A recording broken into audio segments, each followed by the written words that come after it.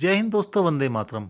मैं आपका अपना मोहंती यादव आपके अपने YouTube channel and Indian updates की सीरीज चाइनीज सिक्योरिटी पॉलिसी के छठे एपिसोड में आपका हार्दिक स्वागत और अभिनंदन करता हूं। दोस्तों, पिछले भाग से आगे चलते हुए आज हम कोल्ड वॉर के बाद की परिस्थितियों में रशिया के हालात के बारे में बात करेंगे। इवन रशिया के इतिहास के बारे में भी बात करेंगे।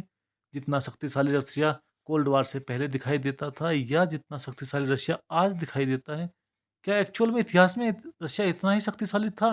इन सब चीज़ों के बारे में भी आज आपको हम बताएंगे।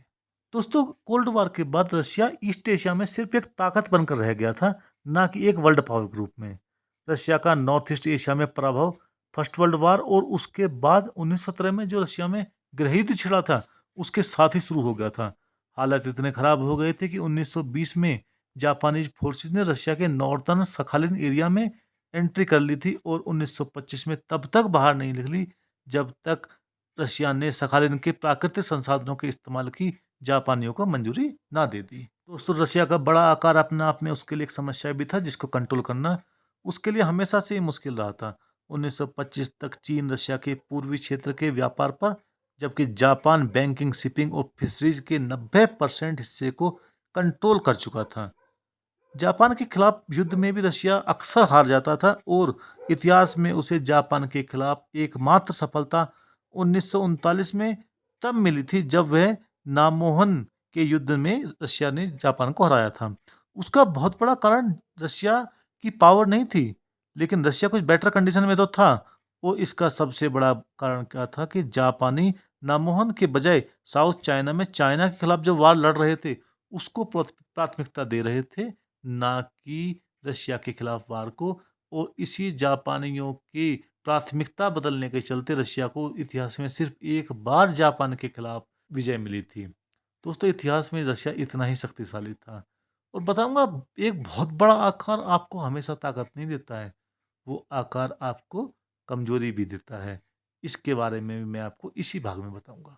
दोस्तों, रशिया ने अपने पूर्वी भाग पर 1950 के अंत तक कोई ध्यान नहीं दिया था। 1970 के दशक में रशिया ने बेकाल आमूर रेलवे प्रोजेक्ट को रिवाइव किया था, लेकिन यह प्रोजेक्ट भी सोवियत यूनियन के अंत तक पूरी तरह से ऑपरेट नहीं हो पाया था। 1980 के दशक में रशिया ने चाइना बॉर्डर के साथ साथ 45 डिवीजन की तैनाती कर दी और व्लादिवोस्तोक को डेवलप करना शुरू कर दिया। रशिया का प्लान उस इलाके को एक सैन्य ठिकाने के रूप में इस्तेमाल करने का था, लेकिन वह भी पूरी तरह इस उद्देश्य में कामयाब नहीं हो पाया। व्लादिवोस्तोक भी पश्चिमी क्षेत्र से आइसोलेटेड ही रहा। रशिया ने अपने पैसिफिक फ्लीट को व्लादिवोस्तोक में डेवलप करने का प्लान किया था, लेकिन वह भी रेलवे लाइन और सी और एयर रूट पर सप्लाई के लिए पूरी तरह निर्भर हो गया। और दिक्कत ये थी कि ये सारे रूट पहले से ही दुश्मनों के लिए आसान टारगेट थे। कोड में खास यह था कि नॉर्थ ईस्ट एशिया की समुद्री ज्योग्राफी कुछ ऐसी थी कि ये रशिया को सपोर्ट ही नहीं कर रही थी, जिसके चलते पैसिफिक फ्लीट यूएस के सेवंथ फ्लीट के सामने हमेशा कमजोर बना रहा। और इस कारण से फार ईस्ट एशिया में जो रशिया ने डिप्लॉयमेंट किया था, वो डिप्लॉयमेंट का कोई सैनिक बेनिफिट तो नहीं मिला, अपितु उसकी इकोनॉमी पे बहुत बड़ा बर्डन बन के वो सामने आया, और जो बाद में सोवियत के टूटने का बहुत बड़ा कारण भी बना था। दोस्तों, यहाँ यह बताना इम्पोर्टेंट है कि रशिया का जो फार ईस्ट का एरिया है, वह कभी भी इकोनॉमिक रूप से रशिया के लिए फायदेमंद नहीं था। वह पूरी तरह बैरन लैंड था और रशिया के लिए एक सही मायने में बर्डन था। इवन यह इतनी बड़ी समस्या थी कि रशिया अपने इलाके को गार्ड भी नहीं कर पा रहा था, पेट्रोल भी नहीं कर पा रहा था और चाइना से होने वाली घुसपैठ को भी नहीं रोक पा रहा था। और इस इलाके में चाइनीज की जो प्रेजेंस थी, वह भी इस इलाके को पूरी तरह से रशिया के साथ इंटीग्रेट नहीं होने दे रही थी।